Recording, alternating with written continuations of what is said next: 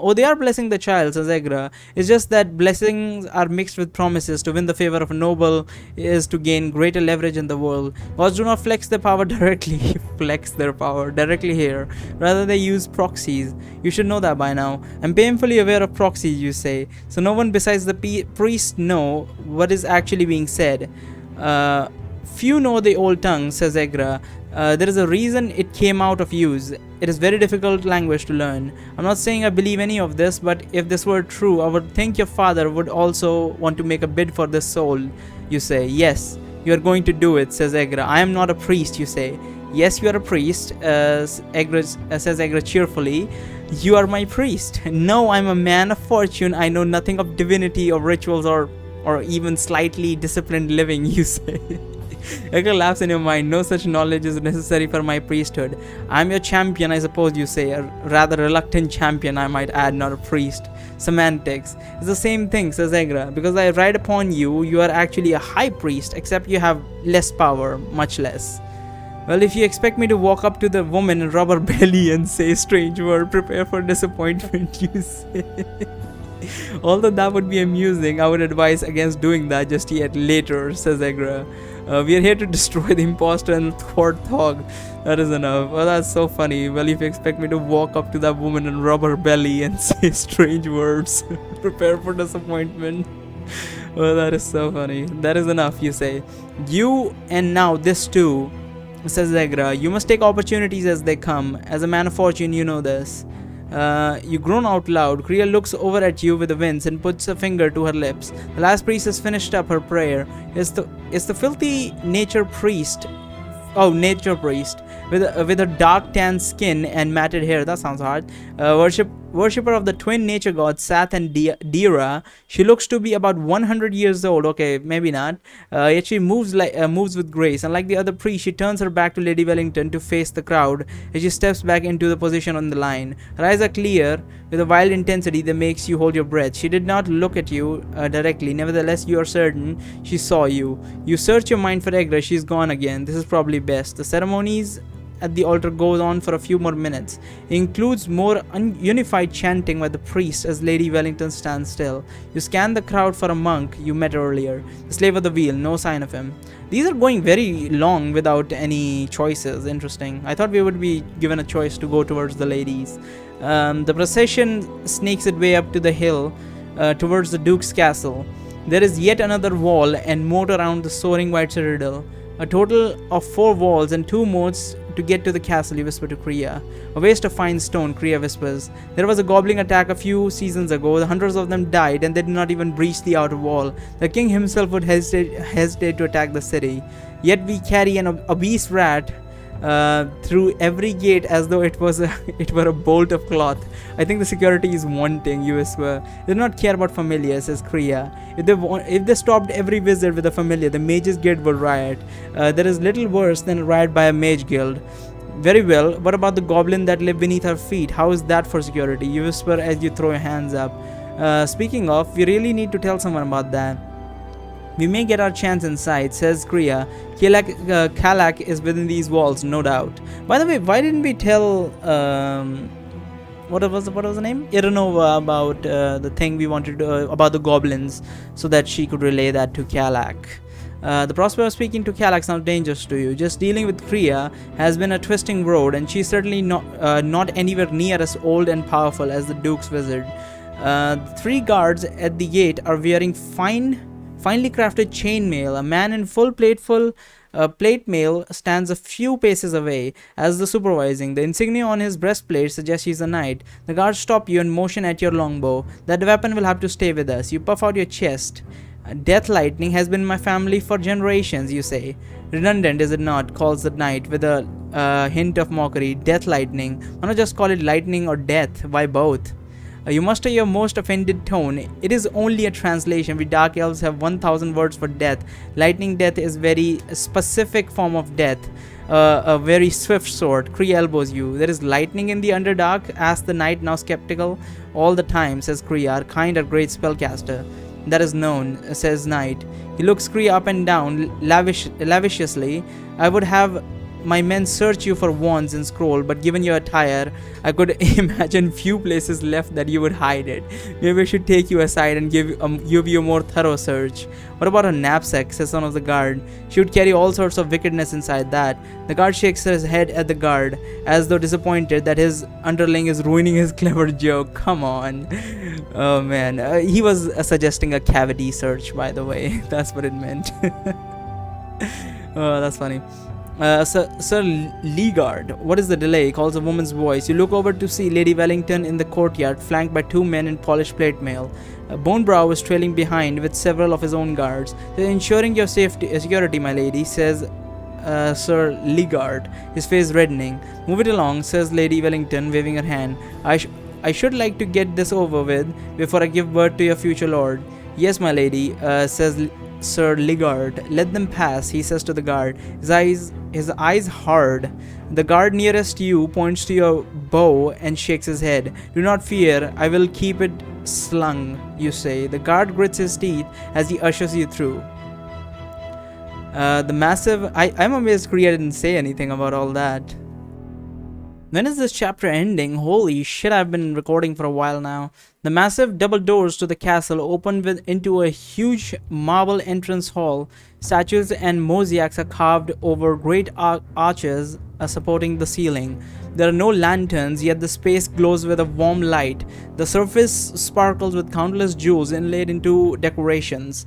If you were given a chisel and an hour to yourself, you would be rich for the rest of your life. As though this was not enough, enormous highly polished mirrors cover most of the wall opposite each other, creating the visual effect of an endless chamber.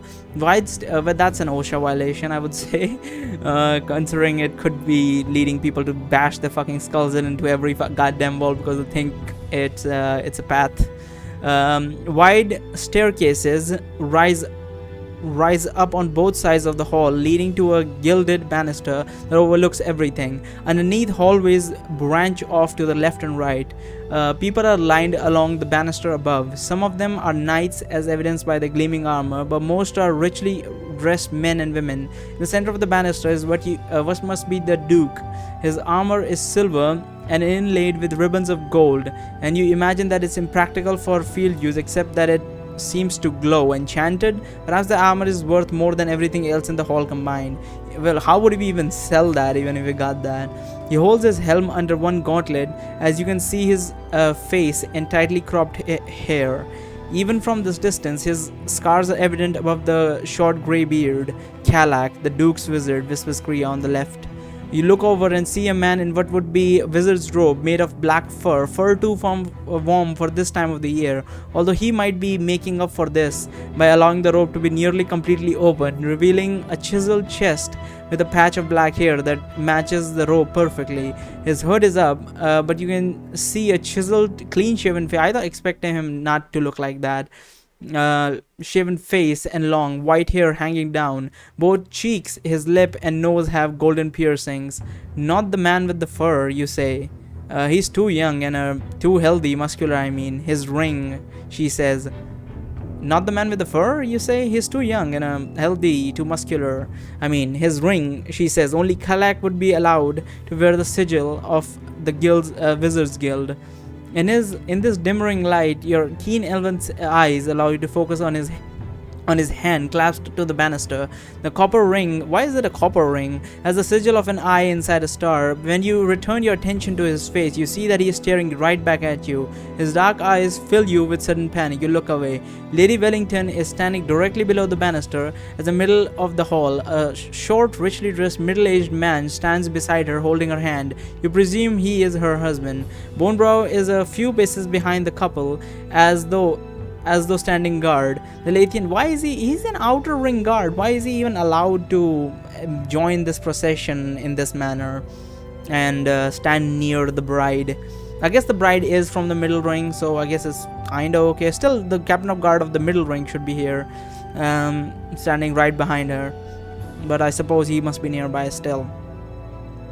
Where were we? The Lethean high priestess on the side nearest Lady Wellington, and the priest of wealth is standing next to her husband. The air suddenly fills with pink flower petals drifting down from some unseen source. Really? It is as though they are simply materializing near the ceiling high above. Huge ghostly faces of all manner appear in the air above. You recognize one of the fox head of Oher. You press your back against the wall. Do not fear these illusions, says Kriya with a smile. Ritual and entertainment. Strikes you as blasphemous to depict the gods this way. You risk another look at Kalak. Like everyone, he's gazing up at the gods, his expression flat. If he is the one creating the illusion, he shows no sign of it. The crowds behind you surges and you're forced forward into the wall. Kriya grabs your hand and pulls you aside to one of the mirrored walls, partially behind a statue. Time to speak to Kalak, says Kriya. He ought to know what to do about the priestess. I thought you wanted to get the impostor alone in one of these chambers, you whisper near his ear. Kriya shrugs. Dangerous, she says. It was your idea, you say, although it is not with much conviction. Letting Kalak handle the priestess of Thog seems prudent. Egra rises up from within you. Touch the woman's abdomen. It is time to give my father's blessing to her child. I will give you the words to say. Insanity, you say. Another opportunity may never come. It will be brief blessing, champion. Egra pushes, and you take a step towards Lady Wellington. It appears that Egra is not going to take no for an answer. Your first instinct is to fight her, but at what cost? You begin wavering through the crowd as the crowd continues to gawk at the illusions. Soon you're within a few meters of Lady Wellington. The priest of wealth notices your approach. He squints at you as if trying to tell you what you are. Egra is not going to let you back out. One way or other, you're going to bless the Lord to be. What do you say? Say, the elves of the Underdark wish to bless you. With my blessing, you shall have a son. Give no warning, just do the blessing quickly. What the fuck? That would probably not be good if you just suddenly approach. You probably get stabbed. I feel like all of them are going to end up losing life, so yeah, that one's good. I think the second one's good. With my blessing, you shall have a son. I think I'm gonna go with that. Favor increases 7. Holy shit. With my blessing, you shall have a son, you say. Lady Wellington's gaze comes down from the ceiling to you and cocks her head to the side. A son, she says. Yes, my lady. On behalf of my queen, I humbly offer you this rare blessing. May I approach? She asks. She nods. You bow your head, step forward. My lady, this is highly irregular, says the high priest of Aletheon, an edge to his voice. You dare not look at the high priest for fear that he would somehow see Egra in your eyes. Never mind decorum, Lady Wellington whispers. He's a priest of Oher, says the priest, his voice growing in intensity. His acolytes must have told him, you think. They were there when you spoke to Bonebrow earlier. Yet I represent the queen, you say. From one mother to another, she promises a son. You rest your hand on Lady Wellington's abdomen. A moment later, you're speaking rapidly in a language you do not understand. A warm tingling surges through your hand into your body. Your vision blurs and time passes. Maybe a moment, maybe a minute, you cannot say. When your hands leave her abdomen on his what?